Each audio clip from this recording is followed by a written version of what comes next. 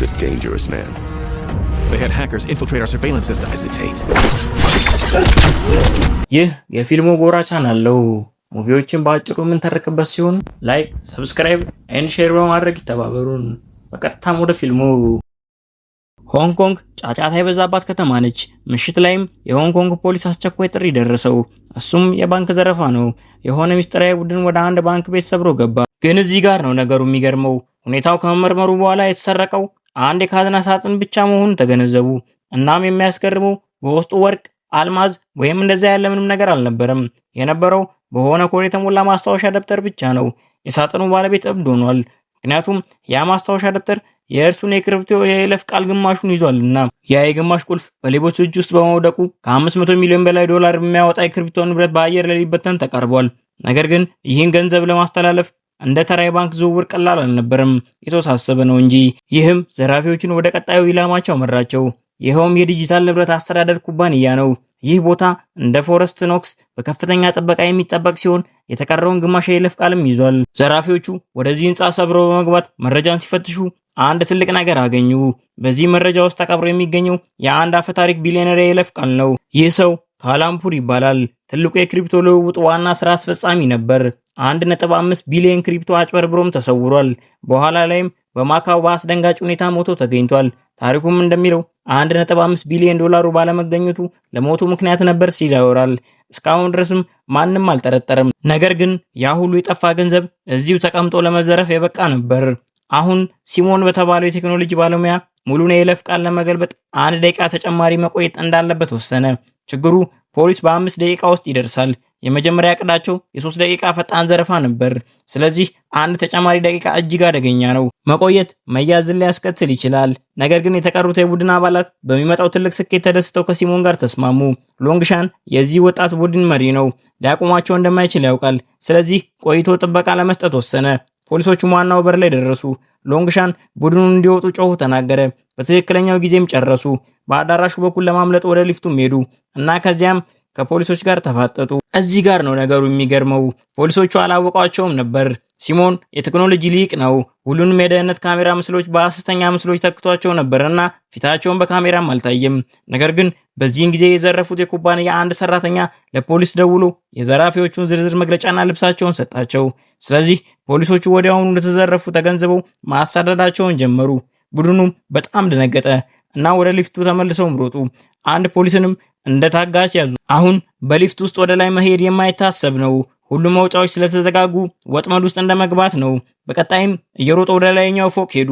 ወዲያውኑም አንድ በአንድ ፓራሹት አዘጋጅተው ስለነበር ወደ ጣሪያው ወጡና ዘለሉ። ፖሊሶቹ በድንጋጤ ተመለከቱ። መላው ቡድን ፓራሹቶቹን ከፍተው በአቅራቢያቸው ባለው ካሲኖ ላይ ያረፉ። ፖሊሶቹም ተከትለዋቸው ይደርሳሉ። ነገር ግን እንደገና በአስደናቂ የቡድን ስራ ከተፋለሙ በኋላ በፍጥነት ልብስ በመቀየር በህዝቡ ውስጥ ተሰወሩ። ከዚህ ሁሉ ሁኔታ በኋላ 500 ሚሊዮን ዶላር ያጣው የክሪፕቶ ቢሊዮነር እጅግ ተናደደ። ፖሊሶቹ ላይም ጮኸ። ሙሉ በሙሉ ስሜቱ ተቀያየረ። ሁሉም ጠፋ። 500 ሚሊዮን ዶላር አንድ ሳንቲም እንኳን አልቀረም። የፖሊስ አዛዡም በተፈጠረው ነገር አዘነ። በዚህ ከፍተኛ የቴክኖሎጂ ዓለም ውስጥ የዚህ ቡድን ቴክኖሎጂ ችሎታ መፎካከር አይችሉም። የፖሊስ ስርዓታቸውም ከእነዚህ ዘራፊዎች ጋር ሲወዳደር እንደ ሰማይና ምድር ናቸው። በዚህ እያንዳንዱ ወሳኝ ጊዜያት የደህንነት ካሜራዎቹ ወይ ይተካሉ ወይ ይሰበራሉ ወይም ሐሰተኛ ምስሎችን ያሳያሉ። ይህም ወደ ስህተት ይመራቸዋል። ስለዚህ ዘመናዊ ቴክኖሎጂ እየከዳቸው ነው። አለቆቹ ወደ መሰረታዊ ነገሮች እንዲመለሱም ነገሯቸው። ጥሩ የድሮ ዘመን ባህላዊ ፖሊስ ስራ እነዚህን ሁሉ ዘመናዊ ቴክኖሎጂ ከመኖራቸው በፊት ፖሊሶች ወንጀሎችን አይፈቱም ነበር እንዴ? ይህ አባባል አንድ ሐሳብ ፈጠረ። ከአገልግሎት ጥሮታ የወጣውን የፖሊስ ኃይል እውነተኛ ጀግና ለመመለስ ወሰኑ። ሺያኦዙ ይህን ጀግና የመከታተል ኃላፊነት ተሰጣት። ጀግናው የሥራ ምዕራፉን ዘግቷል። ሙሉ በሙሉ ተራ የጡረታ ህይወት ነው የሚኖረው። ሺያኦዙ ይህ ተራ አዛውንት ጡረተኛ እንዴት ጀግና ሊሆን እንደሚችል መገመት አልቻለችም። እስከ አንድ ቀን ድረስ አዛውንቱን ቀኑ ሙሉ ከተከታተለች በኋላ ጀግናው በድንገት ከፊቷ ተቀመጠ። እናም የክትትሏን ሁሉም ነገሮች ገለጸ። ጀግናው ዲጆንግ ተመለሰ። የፖሊስ ቡድኑን ተቀላቀለና የዘርፋው የደህንነት ካሜራ ምስሎችን ሁሉንም መገምገም ጀመረ። በርካታ ተጠርጣሪዎችን በባህሪያት በፍጥነት ለየና ለእያንዳንዳቸው ቅጽል ስም ሰጠ። ዘራፊዎቹ ሙሉ በሙሉ ወጣቶች ናቸው ከአንድ ጎልማሳ ሰው በስተቀር። እሱም ጎልቶ የሚታየው ይህ ሽማግሌ በግልጽ የቡድኑ አእምሮና ሞራል ስንቅ ነው። ሁሉንም መንገዶችና የካሜራ ቦታዎችን እንደራሱ ቤት ያውቃቸዋል። እናም ካሜራዎቹን የማምለጥ ችሎታው እጅግ የላቀ ነው። ስለዚህ ፖሊሶች የለበሷቸው የሰውነት ካሜራዎች እንኳን ፊቱን በግልጽ ሊያገኙት አልቻሉም። ነገር ግን በጥቂት ደብዛዛ የጎን አንግል ፎቶዎች ላይ በመመስረት ዲጆንግ ማንነቱን ለየ። ወደ 80ዎቹ መጨረሻ ላይ ፋንተም ባንዲት በመባል የሚታወቅ የሚፈለግ ወንጀለኛ ነበር። እሱ ከሰራዊቱ ጡረታ የወጣ የውጭ የስለላ መኮንን ነበር እና በቡድኑ ውስጥ ያለ የልዩ የጥንት ገዳይ ቡድን አባል ነበር። ይህ ሰው ራሱን መቀየር የሚችልና ገዳይ የሻቦላ ተዋጊ ነበር። በኋላ ላይ በሆንግ ኮንግ እና በማካኦ ደርሶ ከደርዘን በላይ የሚሆኑ የባንክ ዘረፋዎችን አቅዶ ነበር። ፖሊሶች እሱን ለመያዝ በርካታ ዘመቻዎችን ቢያካሂዱ ሁልጊዜም ያመልጥ ነበር። በ99 ዓመተ ምህረት ሚስጥራዊ በሆነ መንገድ ጠፋ። አሁን ያረጀ ደካማ ሆኖ ወደ ጨዋታው እንደሚመለስ ማንም አልጠበቀም። ይህ በእንዲህ እንዳለ መደበቂያ ቦታቸው ላይ ሎንግሻን ተቆጥቷል። ቁጣውን በሲሞን ላይ አወጣ። አላየህም እንዴ? ልንያዝ ተቃርበን ነበር። ሁላችንም ለዓመታት በፖሊስ ፈጽሞ አልታየም። ነገር ግን የሲሞን ውሳኔ ሁሉንም ሰው አደጋ ላይ አጋለጠ። ግን ሲሞን ምንም ስህተት እንደሰራ አያምንም። ሎንግሻን እየሸመገለ ድፍረቱን እያጣና ሁሉም ነገር ለመጋፈጥ ፈቃደኛ እንዳልሆነ ብቻ ያስረዳል። ሎንግሻን ሲሞንን መደብደብ ጀመረ። ሌሎቹ የቡድኑ አባላት ግጭቱን ለማስቆም ገቡ። ሎንግሻን የበለጠ ተቆጣ። እነዚህ ወጣት ወንዶች ስልጣኑን እየተገዳደሩ እንደሆነ ተሰማው። በቁጣው ውስጥም ቢላዋ ሳይቀር መዘዘ። ሲሞን ለመግደል ተዘጋጀ። ሌሎቹ ወደ ውስጥ ገብተው ተስፋ ቆርጠው ያዙት። ሁልጊዜም ታዛዥ የነበረው ሆንግ ሳይቀር ሊያስቆመው ሞከረ። ሎንግሻን እነዚህ ልጆች ትዕቢተኛ እንደሆኑና እንደማያከብሩት እርግጠኛ ሆነ። እያደጉ ሲሄዱ ሁልጊዜ የራሳቸው ሐሳብ አላቸው። ሻዮዙ በፖሊስ ኃይል ውስጥ ካሉት ጥቂት ሴት መኮንኖች አንዷ ነች። ሁልጊዜም ግንባር ቀደም መሆን ትፈልጋለች። ነገር ግን የልምምድ ማነስና አካላዊ ጥንካሬ የወንድ መኮንኖች እንዲንቋት አደረገ። ሁሉም ሰው እድለኛ እንደሆነች ብቻ ነው የሚያያት። አባቷ በስራ ላይ እያለ የሞት መርማሪ ነበር። ስለዚህ ካደገች በኋላ የፖሊስ ቁጥሩን ወርሳ በቀላሉ ቡድኑን ተቀላቀለች። አለቆቿ አባቷን ያከብሩ ነበርና ልዩ ትኩረት ይሰጣታል። የማስታወቂያ ጽሑፎችን በሚጻፉ ጊዜ ልብ የሚነኩ ታሪኮችን ለመፍጠር ሆን ብለው ያነሳውታል። ነገር ግን ማንም በአክብሮት አይመለከታትም። አሁን ዲጆንግ ወደ ቡድኑ ተመልሶ የክትትል ቡድን ማሰባሰብ ይፈልጋል። ተልኳቸው እንደ ተራ ሰዎች በማስመሰል ወደ ሰፈሮች መቀላቀል፣ በድብቅ መመርመርና ይህን የዘራፊ ቡድን መከታተል ነው። ሻያውዙ በዚህ ቡድን ውስጥ መሆን ትፈልጋለች። ግንባር ቀደም ለመሆን እና ራሷን ለማረጋገጥ ትጓጓለች። ነገር ግን ሌሎች ይስቁባትና ወንጀለኞችን መያዝ እነሱ እንደሚሰሩት ነግረዋት ክትትል ላይ እንደማትቆይ ነግሯታል። ሻያውዙም ተናደደችና ወዲያውኑ ካፌዘባት ባልደረባዋ ጋር ተጋጨች። ዲጆንግ ብስጭቷን አየ። አንዳንድ የእርጋታ ቃላትን አቀረበላት። ሻያውዙ ልቧን ከፍታ አዳመጠች። በዚህ ቦታም መጀመሪያ የሚገባው ሰው ሴት ሊሆን እንደሚችል ማንም አላመነም። ይህ በእንዲህ እንዳለ ሎንግሻን በእርሱ ስር ያሉትን ወጣት ወንዶች የተለያዩ ሐሳቦች መያዝ እንደጀመሩ ተሰማው። ሆን ብሎ ሆንግን ፈተነው። እኔን ገልብጣ ድርሻዬን በመካከላቸው ስለመከፋፈል አስበህ ታውቃለህ? ሆንግ ሎንግሻንን የመክዳት ዓላማ የለውም። ሁልጊዜ ታማኝና አቀኛ ነበር። እናም ከሎንግሻን ጋር ለረጅም ጊዜ ስለሰራ ግንኙነታቸው ከሌሎቹ የበለጠ የቀረበ ነው። ሎንግሻንን እንደ አባት አድርጎ ሲቆጥረው ቆይቷል። እነዚህ ልጆች በሙሉ ወላጅ አልባ ሕፃናት ማሳደጊያ ውስጥ የነበሩ ወላጅ አልባ ልጆች ነበሩ። ቀደም ባሉ ጊዜያት በሙሉ የተረፉት ሎንግሻንን ከሰረቀው ገንዘብ ተጠቅሞ ስለተንከባከባቸው ነው። ልጆቹም ሲያድጉ ማሳደግ ከባድ እንደሆነ እየተረዳ ነው። ግን ሎንግሻን በትክክል ተረድቷል። ምክንያቱም እሱ ራሱ ቀደም ባሉት ጊዜያት እንደ ሲሞን ነበር። ተሰጥኦ ያለው ትዕቢተኛና መቆጣጠር የማይፈልግ። ነገሮች እየተባባሱ እንደሆነ ሲሰማው ሆን ግን ከእንግዲህ እሱን ለመንከባከብ መምጣት እንደማያስፈልገው ነገረው። የተወሰነ ጊዜም ብቻ መሆን እንዳለበት አሳሰበው። ይህ በእንዲህ እንዳለ ዲጆንግ የክትትል ቡድን መርጧል። የመረጣቸው ሰዎች በሙሉ መልካቸው የማይለይና ከዚህ ቡድን ጋር ፈጽሞ የማይታወቁ መኮንኖች ናቸው። ሻያውዙም ለቡድኑ ተመርጣለች። ሆኖም ሁሉም ሰው እርምጃ እንዲወስድ ሲመደብ እሷ በየቀኑ ከዲጆንግ ጋር በመኪና እንድትዞር ተደርጋለች። ስራዋ ውሃና ምግብ መግዛት ብቻ ነው። ይህም ሻያውዙን እጅግ በጣም ያበሳጫል። ዲጆንግ ችሎታዋን ዝቅ አድርጎ በመመልከት እያገለላት እንደሆነ ይሰማታል። በዚያን ቀን በትንሽ ሰፈር ውስጥ እየነዱ ሳለ በክትትል ተልዕኮ ላይ ያለች አንድ የዘራፊዎች ቡድን ሰዎችን ሲያስቸግር አየች። በዚያም ቅጽበት ውስጣዊ ማንነቷ ነቃ። እናም ገብታ ዘራፊዎቹን ከመዋጋት መቆጠብ አልቻለችም። ዴጁንግ ትዕዛዝ በማፍረሷ ተናደደ። ነገር ግን በመጨረሻ እሷን ለመርዳት ገባ። ወደ መኪናውም ሲመለሱ ሻያውዙን ስላለፈ ህይወቱ ከመንገድ መቆጠብ አልቻለችም። በእርግጥ በእርሱና በሻያውዙ መካከል ትልቅ አለመግባባት አለ። ከረጅም ጊዜያት በፊት ይተዋወቁ ነበር። ከዓመታት በፊት የሻያውዙ አባትና እሱ ባልደረቦችና አጋሮች ነበሩ። ነገር ግን በአንድ የክትትል ተልዕኮ ወቅት ዲጆንግ በመንገድ ላይ የሰዎች አዘዋዋሪን አየ። የፖሊስ መኮንን መሆኑን መደበቅ ነበረበት፣ ግን የሰውነት አዘዋዋሪ መያዝ ከመሞከር መቆጠብ አልቻለም። በውጤቱም ሽፋን ተጋለጠ። የሻኦዙም አባት እሱን ለመጠበቅ ሲል ተመቶ ተገደለ። ይህ ክስተት ዲጆንግን ከዚያን ቀን ጀምሮ ሁልጊዜ በትዕዛዝ መሰረት እንዲሰራ አስተማረው። እነዚህን ቃላት ስትሰማ ሻኦዙ አይኖቿ በእንባ ተሞሉ። አባቷን ሞት መንስኤ ለመጀመሪያ ጊዜም ተረዳች። በዚህ ጊዜ የራሷን ስህተቶች ተገነዘበች። ልክ በዚያን ቅጽበት መኪናው አንድ ገበያን አለፈ። ለሰከንድ ያህል የሚያውቁትን ሰው ባልተጠበቀ ሁኔታ አዩ። ሁሉም ክፍሎች ትኩረት አለ ዲጆንግ። ፋንተም ተገኝቷል። ሎንግሻን ካሜራዎችን በማስወገድ በእርግጥም በጣም ጎበዝ ነው። በገበያው ውስጥ ያሉትን ካሜራዎች ከፊቱ በሙሉ ማንሳት አልቻሉም። ማንነቱን ለማረጋገጥ በትክክል ቡድኑ አይኑን ማረጋገጥ ላይ ብቻ መተማመን ይችላሉ። ጥቂት ሰዎች በጥንቃቄ ቀረቡ፣ ሎንግሻን ሳያውቅባቸው። የክትትል ቡድኑ ውስጥ ያሉት ሌሎቹ ቀደም ባሉት ቀናት በእርሱ ታይተዋል። በጣም መቅረብ በእርግጠኝነት ሎንግሻን እንዲያጠራጥረውም ይችላል።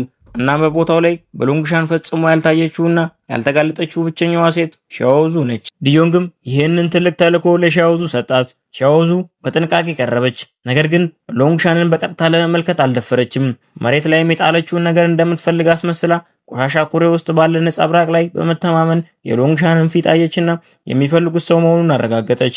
ወዲያውኑም ሎንግሻንን እስከ መኖሪያ ቤቱ ተከታተሉት። ነገር ግን ሎንግሻን የሚኖርበት ህንፃ ብዙ ነዋሪዎች አሉት። የሚኖርበትን ክፍል ብቻ ማወቅም አለባቸው። ግን በዚያ ክፍል ውስጥ ያለውን ትክክለኛ አፓርታማ ማወቅ አልቻሉም። በመቶዎች የሚቆጠሩ ቤተሰቦች መካከል የሎንግሻንን የተወሰነ ፎቅና ክፍል ቁጥር መለየት በጣም ወሳኝ ነገር ነው።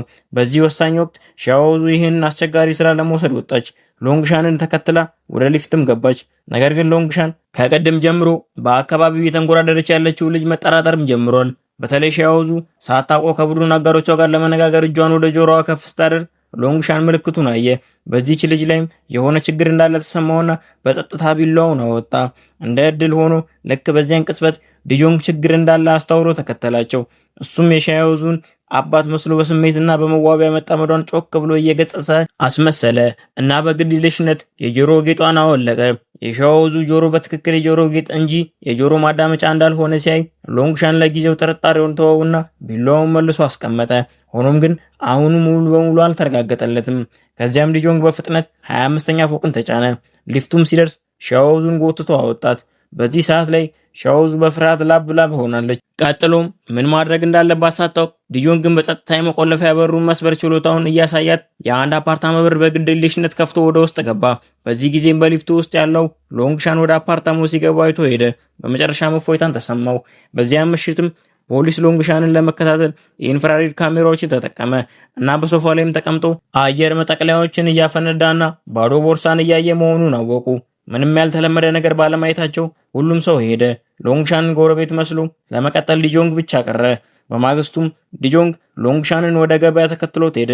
ሎንግሻን እሱን ለመፈተን ያለማቋረጥ ያወራል፣ ግን ዲጆንግ በጥበብ ጥያቄዎችን ይመልሳል። ሎንግሻንን ወደ ቤቱ እራትም ጋበዘው።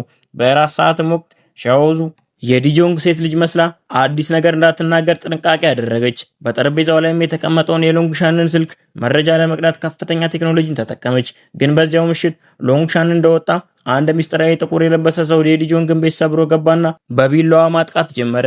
በዚህ ጊዜ ሻኦዙ ስራዋን ጨርሳ ሄዳለች። ዲጆንግ ብቻውንም ትተዋለች። የፖሊስ የክትትል ካሜራዎችም በሲሞን ተተክተዋል። እንደ ዕድል ሆኖ ዲጆንግ በማርሻል አርት የተካነ በመሆኑ ጭንብል ከተደረገበት አጥቂ ጋር መፋለም ቻለ። በተመሳሳይ ጊዜም ሻኦዙ ትንሽ ካሰበች በኋላ የተገለበጠውን ስልክ ለመስጠት ወደ ፖሊስ ጣቢያ አመራች። በክትትል ቀረጻ ውስጥ ሻኦዙ አሁንም ቤት ውስጥ እንዳለች ሁሉም ሰው ያያል። እናም ወዲያውኑ በካሜራው ላይ የሆነ ችግር እንዳለ ይገነዘባሉ። ፖሊሱም ሊወጣ ሲል ሲሞን ዲጆንግን እያጠቃው ያለውን ሰው አሳወቀው። አጥቂው ተስፋ ቆርጦም ለማምለጥ በመስኮት መዝለል ነበረበት። ዲጆንግና ሻኦዙ የፖሊስ ማንነቱ መጋለጡን አወቁ፣ ግን በቀጥታ ሎንግሻንን አልነገሩትም። ፖሊስ ሎንግሻንን እንዳልሸሸም ተገነዘበ። ስለዚህ ከዚህ በመነሳት ወንጀለኞች ቡድን ውስጥ መከፋፈል እንደተፈጠረም ደመደሙ። ምናልባትም ፖሊስ ሎንግሻንን ተጠቅሞ መላውን ቡድን ለመያዝ እንደሚፈልግ ገምተዋል። ሎንግሻንን ማጥመጃ ስለሆነ ፖሊስም ለጊዜው አይነካውም። ዲጆንግን ለመግደል የተደረገው ሙከራ ሁኔታዎችን ለማወቅ ብቻ ነበር። ሎንግሻንን ለማዳን እድሉን ለመፍጠር ሁከት መፍጠር ፈልገው ነበር። ነገር ግን አሁን እቅዱ ስለከሸፈ በእርግጠኝነት አዲስ እርምጃን ይወስዳሉ። በሌላ በኩል ሲሞን ዲጂታል ባንኮችን ለመያዝ ተጨማሪ የመስመር ላይ ቅጥረኞችን መመልመል ጀመረ። ከ3 ቀናት በኋላም ሎንግሻን በድንገት ወጣ እና የወንጀል ፖሊስ ቡድኑ ወዲያውኑ ተከተለው። ባልተጠበቀ ሁኔታም የዲጆንግና የሻኦዙ መኪና በመንገድ ላይ ተመታ። መኪናው የፖሊስ ጣቢያውን ዋና በር ሲያልፍም ከፊት ለፊት ተጋጨ። ዘራፊዎቹም ከመኪና ወጥተው ተኩስ ከፈቱባቸው። የመጡት ፖሊስ ቡድኖችን በድንገት ተያዙ። በዚህ ውስጥም ብዙ ፖሊሶች ተመተው ወደ መሬት ወደቁ። ሻኦዙ በአደጋው በህይወት ተርፋለች። በመጀመሪያ የነቃችው እሷ ነችና ዲጆንግን ለማንቃት ሞከረች። ነገር ግን አንደኛው ዘራፊ በህይወት እንዳለ ተገነዘበና ወዲያውኑ ሊተኩስባት ሞከረ። እንደ ዕድል ሆኖ ሻኦዙ በፍጥነት ምላሽ ሰጠች። ሽጉጣን ይዛ ከመኪና ወጣችና ጥቂቶቹን ገደለቻቸው። ከዚያም ዲጆንግን ወደ ደህና ቦታ ጎትታ ወሰደችው።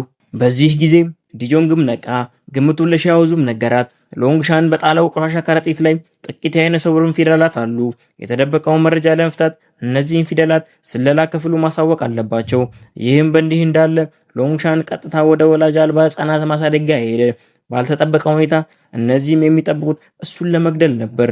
ሲሞን በዚህ ጊዜ እሱን ለማጥፋት ወስኗልና፣ ምክንያቱም ሎንግሻንን በፖሊስ እጅ ወድቆ ወንድሞቹን እንዲመረምር አይፈልግምና። ከዚህ በላይ እንደ ሲሞን ገለጻ ሎንግሻንን በጣም አርጅቷል። እናም ጊዜውን መከታተል አይችልም። ከሁሉም በላይ ሎንግሻንን በፖሊስ ከተያዘ ሎንግሻን ሁል ጊዜ ጨካኝ ልበቢስ ስለነበር በእርግጠኝነት እንደሚከዳቸውም ይሰማዋል። ሆኖም ሲሞን ሎንግሻን ስላረጀ ዝቅ አርግቶ ገምቶታል። በመቶዎች የሚቆጠሩ አሳዳጆችና የከበቡት ሰዎች አሁንም ከእርሱ ጋር ሊወዳደሩ አልቻሉም። ሁሉም እሱን ሊገድሉት የመጡት ሰዎችን ረፈረፋቸው። ነገር ግን በሎንግሻን ፊት ያሳደገው ልጅ ሆንግን ሲያይ ሎንግሻን በብስጭት ጮኸ። ከማልቀስም መቆጠብ አልቻለም። ሆንግ እንኳን እንደሚከዳው ፈጽሞ አልጠበቀም። በእውነቱ ሆንግ ያሳደገውን አባቱን ሎንግሻንን መግደል አልፈለገም። ነገር ግን እንደ ትልቅ ወንድም ለታናሽ ወንድሙ ኃላፊነት መውሰድ አለበት። ሆንግ ሁሉንም ነቀፌታ በራሱ ላይ ወሰደ።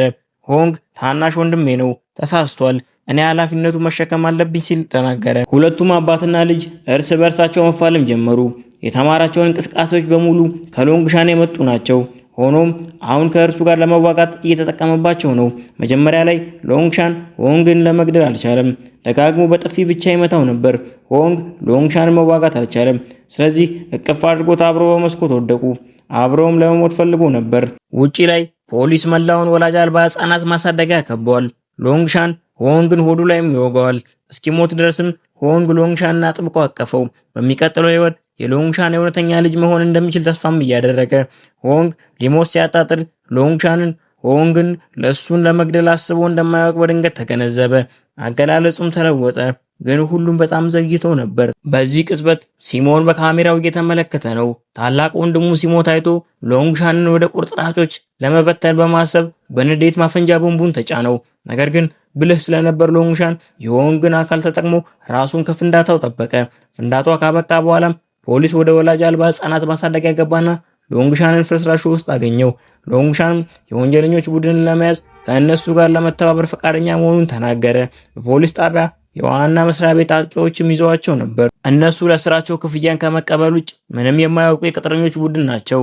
የቅጥረኞች ኢላማ 10 ቢሊዮን የሚሆን ገንዘብ ነበር። ይህ ገንዘብም ፖሊስ ለመንግስት ዲጂታል ፕሮጀክት እንደ ማከማቻ ይጠቀምበት ነበር።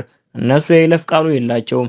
ስለዚህ ገንዘብ ማግኘት አይችሉም። ሲሞንና ቡድኑ የይለፍ ቃሉን አግኝተዋል። ለፖሊስ ጣቢያ ለመግባት የወሰዱት ጥረት ሁሉ ይህን የዲጂታል ገንዘብ የሂሳብ አገልጋዩ ጋር ለመስረቅ ነበር። እናም ተሳክቶላቸዋል። በተጨማሪ በዚህ ጊዜም ሲሞን በድንገት ሎንግሻንን በጣም ጠንካራ በመሆኑ ፖሊስ ሊያውቅ ባይችልም በጣም ግራ የተጋባ መሆን እንደሌለበት ተገነዘበ። ሆኖም አሁንም ከነሱ ጋር እየተንቀሳቀሰ ነበር። ምናልባት የፖሊስን ትኩረት ለመሳብ ለመርዳት ይሆናል። ግን አሁን ሎንግሻንን ግራ እንዳልተጋባና እነሱን ለመክዳት ዓላማ እንዳልነበረው ለመገንዘብ በጣም ዘግይቷል። ፖሊስ የተጠርጣሪውን ተሽከርካሪ መከታተያ ስራ ተጠቅሞ መኪናውን ቀየረው። ወደ ሆቴሉ ሊሄዱ እንደሚችሉም ተናግሯል። ወዲያውኑ ፖሊስ ወደ ሆቴሉ ሄደ። እርግጠኛም ሆኖ አንዳንድ ወንጀለኞችን ያዘ። በዚህ ጊዜ በጣም ይኮሩበት የነበረው የማስመሰያ በልዩ ሁኔታ በሰለጠነው የክትትል ቡድን ፊት ከንቱም ሆነ። ይሁን እንጂ በመንገድ ላይ ሎንግሻን ከጎኑ የነበሩትን ፖሊሶች እንኳን በተሳካ ሁኔታ አመለጠ። በተመሳሳይ ጊዜ ሲሞን ወደ ባቡር ጣቢያው ደርሷል። አንድ ወጣት ፖሊስ መኮንን ሲሞንን ያለማቋረጥ ሲከታተለው ቆይቶ ሊይዘው ሲዘጋጅ በድንገት በሌላ ሰው ተወጋ። ወዲያውኑ ጭኑ እንደተቆረጠ ተሰማውና ህመሙ ሊቋቋመው አልቻለም። ያጠቃው ሰው ሎንግሻን እንጂ ሌላ አይደለም። ፖሊሱን ከገደለ በኋላ ሲሞንን ተከታትሎ የማያከብረውን የማደጎ ልጁን ወቅቶ ገደለው። በዚህ ጊዜ የማደጎ ልጆቹ ሙሉ በሙሉ ማለት ይቻላል ሞተዋል። እሱ ራሱ በተሳካ ሁኔታ ቢያመልጥም ስለ ዲጂታል ገንዘብ ምንም አያውቅም፣ ወይም እንዴት ማስተላለፍ እንዳለበት አያውቅም። ሎንግሻን ሪስክ ለመውሰድ ወሰነ። የድሮ ዘዴዎቹን ተጠቅሞ አንድ ሀብታም ነጋዴ ጋር በቀጥታ አስፈራራና ለዲጂታል ገንዘቡ ምትክ 10 ሚሊዮን በጥሬ ገንዘብ ጠየቀ። በመቶ ሚሊዮኖች የሚቆጠር ኪሳራ በ10 ሚሊዮን ብቻ መፍትሄ ማግኘት ነጋዴውን በጣም ተደስቶ ወዲያውኑ ተስማማ። ለፖሊስም አላሳወቀም። ግን ዲጆንግ እና ሻኦዙ የሎንግሻን ድርጊት ገምተዋል። ነጋዴውን አጣርተው የግብይቱን ቦታ አረጋገጡ። በግብይቱ ጊዜ ሻኦዙ አስቀድማ ቦታው ደርሳ ለማየት ሄዳ ነበር። ቀጥሎም ሎንግሻን ከታየ በኋላ በቀጥታ እሷ ፊት ለፊት ተቀመጠ። ሻኦዙ የተረጋጋ አገላለጽ ይዛ ምንም የማታውቅ መስላ እና የቡድን አባላቶቿ እስኪደርሱ ድረስ ጊዜውን በተሳካ ሁኔታ ጎተተችበት። ሎንግሻንም ወዲያውኑ ከዲጆንግ ጋር መፋለም ጀመረ። ግን በመጨረሻም ዲጆንግ ከእርሱ ጋር ሊወዳደር አልቻለም እና ሊወጋም ተቃርቦ ነበር። እንደ ዕድል ሆኖ ሻኦዙ ሎንግሻንን በመያዝ ሕይወቷን አደጋ ላይ ጣለች። ተጨማሪ ፖሊስ እንዳይመጣም በመፍራት ሎንግሻን በፍጥነት ሸሸ። ግን የሚያመልጥበት ቦታ አልነበረውም። ሻኦዙ ቡድኖቿን በመምራት በመንገዱ ጥግ ላይ መንገዱን ዘጋችበት። እኔ የፖሊስ መኮንን ነኝ፣ ሊንግ ተይዘሃል ሲል ተናገረ ዲጆንግ። ከዚያም በኋላ ሎንግሻን ወደ እስር ቤትም ገባ። ግን ታሪኩ አልተጠናቀቀም። ምክንያቱም ሆንግ እና ሲሞን መንትዮች አይደሉም፣ ግን ሶስተኛ ልጆች ናቸው። ይህ ማለትም ሌላ ወንድም በነፃነት እየኖረ ነው ማለት ነው። ይህ ሰው ሎንግሻንን ኢላማ ያደረገው የተፈለገ ማዝዣ በቀጥታ ዳርክ ዌብ ላይ ይሰራል። ሎንግሻንን ወደ እስር ቤት በመግባቱ ሲሞን ከኋላው ሌላ ዋና አዛዥ አለ። ፊልሙም እዚህ ጋር ያበቃል። ተጨማሪ ቪዲዮዎችን ማየት ከፈለጉ ላይክ፣ ሰብስክራይብ ኤንድ ሼር በማድረግ ይተባበሩን።